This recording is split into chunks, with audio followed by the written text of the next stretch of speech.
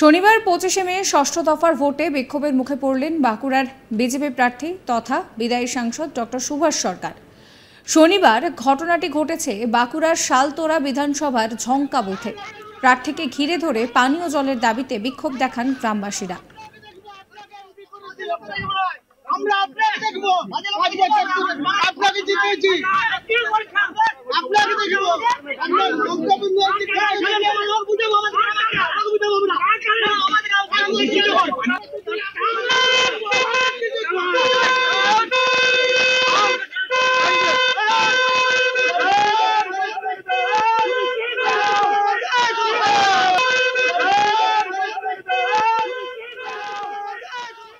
পাল্টা বিক্ষোভকারীদের সঙ্গে বচসায় জড়িয়ে পড়েন বিজেপি প্রার্থী তথা কেন্দ্রীয় শিক্ষা প্রতিমন্ত্রী ডক্টর সুভাষ সরকার।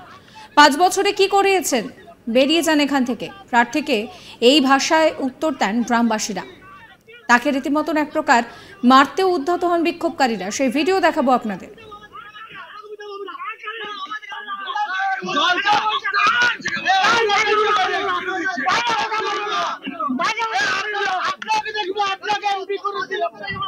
আমরা আপনাকে দেখব, আপনাকে জিতেছি, আপনাকে দেখব, আমরা বঙ্গবন্ধু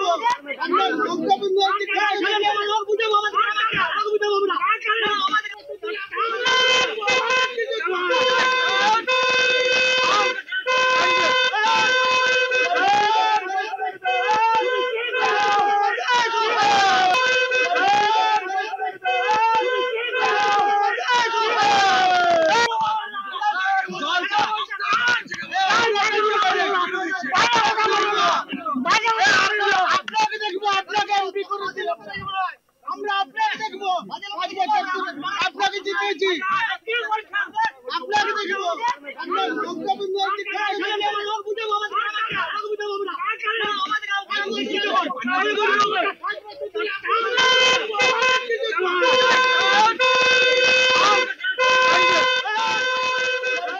কোনো রকমের গাড়িতে উঠে এলাকা ছাড়েন বিজেপি প্রার্থী। পরে তিনি বলেন যে কেন্দ্রীয় সরকার জলের জন্য টাকা দিয়েছিল, কিন্তু রাজ্য সরকার সেই টাকা আত্মসাৎ করেছে, যার ফলে জলের কাজ হয়নি। সেই হতাশা থেকেই এই বিক্ষোভ। আপনাদের শোনাবো ডক্টর সুভাষ সরকার, তিনি কি বলছেন। কেন্দ্র জলের পুরো অর্থ বরাদ্দ করেছে। ওরা প্ররোচিতভাবে যে দায়টা তৃণমূল সরকারের, রাজ্য সরকার পয়সা এক খাতের পয়সা অন্য খাতে ব্যয় করে এবং তার ফলে জল দিতে অসুবিধে করছে বিভিন্ন গ্রামে। কোনো গ্রামে জল পৌঁছেছে, কোনো গ্রামে পাইপলাইন পাতা হয়েছে, জল যায়নি, কোনো গ্রামে পাইপলাইনও পাতা হয়নি। অবশ্যই তাতে কি লাভ হলো? তাতে ওদেরই ক্ষতি হয়েছে, আরো ওদের ভোট আরো কমে যাবে।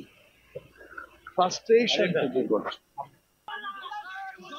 এদিকে গ্রামবাসীদের অভিযোগ, ভোট দিয়ে তারা সুভাষ সরকারকে জিতিয়েছিলেন, কিন্তু গত 5 বছরে তাদের জন্য কিছুই করেননি বিদায়ী সাংসদ।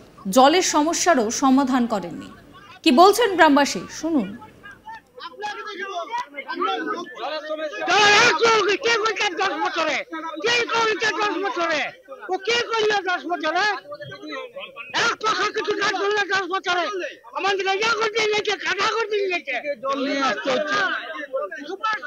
বলেছিল আগেবারে জল আসবে,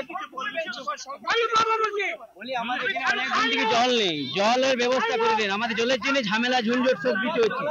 হ্যাঁ, সুভাষ সরকারকে বললাম আমরা জলের ব্যবস্থা করে দিন। জলের এখানে আমাদের অসুবিধা খুব।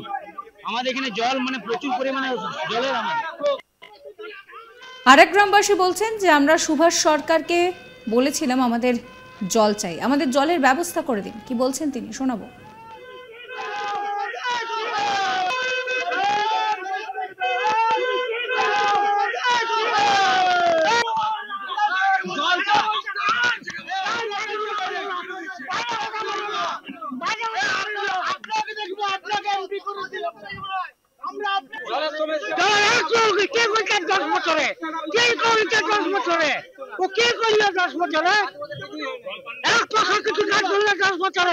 আমাদের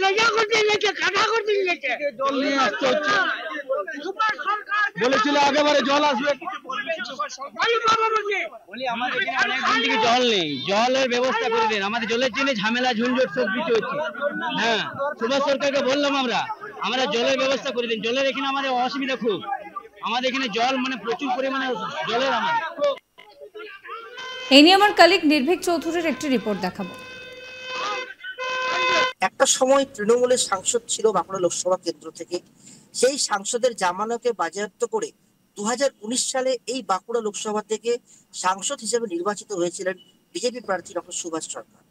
তিনি আবার কেন্দ্রীয় সরকারে শিক্ষা প্রতিমন্ত্রীও ছিলেন। একাধিকবার তাকে নিয়ে যে বিভিন্ন বিক্ষোভ হয়েছে, সেই যে বিতর্ককে সরিয়ে আজ লোকসভা ভোট।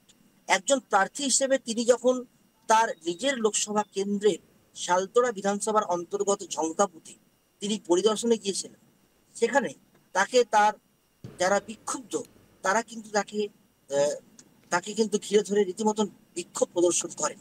তাদের মূলত যে দাবি যে 5 বছর সুভাষ সরকার সাংসদ থাকাকালীন পানীয় জলের কিন্তু কোনো ব্যবস্থা করেননি। তাই এদিন সুভাষ সরকার যখন ভোটের দিন সেই নির্দিষ্ট ভোট কেন্দ্রে তিনি উপস্থিত হয়েছিলেন, তাকে দেখে কিন্তু রীতিমতন দফায় দফায় বিক্ষোভে সামিল হলেন ওখানকার কিছু বাসিন্দা। সুভাষবাবুকে যখন এই বিষয়ে প্রশ্ন করা হয়, সুভাষবাবু জানান যে কেন্দ্রের সরকার মানুষের পানীয় জলের সংস্থানের জন্য একাধিক কিন্তু ব্যবস্থা করেছে, একাধিক ক্ষেত্রে টাকাও খরচ করা হয়েছে। বরং রাজ্যের এই সরকার সেই কেন্দ্রীয় প্রকল্পের টাকা ঠিকঠাক ভাবে খরচ করেনি এবং সেই টাকাকে আত্মসাৎ করেছে। এর জন্য দায়ী কিন্তু তৃণমূল কংগ্রেস, এর জন্য কিন্তু কোনোভাবে দায়ী নেই এলাকার সাংসদের। এই ধরনের যদি কর্মকাণ্ড কেউ করে, এতে কিন্তু তৃণমূলের ভোট কমবে বলেই সুভাষবাবু কিন্তু সংবাদ মাধ্যমের মুখোমুখি হয়ে জানান। অর্থাৎ তাদের একটাই বক্তব্য যে তারা তো সুভাষ সরকারকে ভোট দিয়ে জিতিয়েছিলেন, তাহলে তাদের ভুলটা কোথায়? কেন তাদেরকে জল থেকে তারা বঞ্চিত? যদিও সুভাষ সরকার তিনি কিন্তু বলছেন যে জলের টাকা কেন্দ্রীয় সরকার দিয়েছিল, কিন্তু সেই টাকা রাজ্য সরকার আত্মসাৎ করেছে, তাই জন্য সেখানে জলের সমস্যার সমাধান করা সম্ভব হয়নি। এই পুরো বিষয়টাকে কেন্দ্র করে পরিস্থিতি যথেষ্টই উত্তপ্ত হয়ে ওঠে।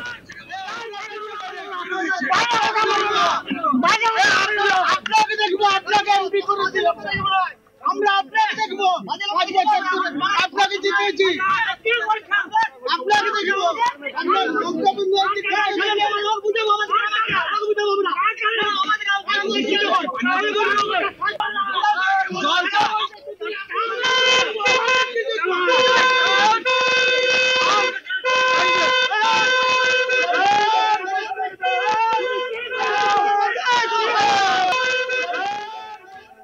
সাবস্ক্রাইব করবেন আজ তাক বাংলার ইউটিউব চ্যানেলকে, ফলো করবেন হোয়াটসঅ্যাপ চ্যানেলও।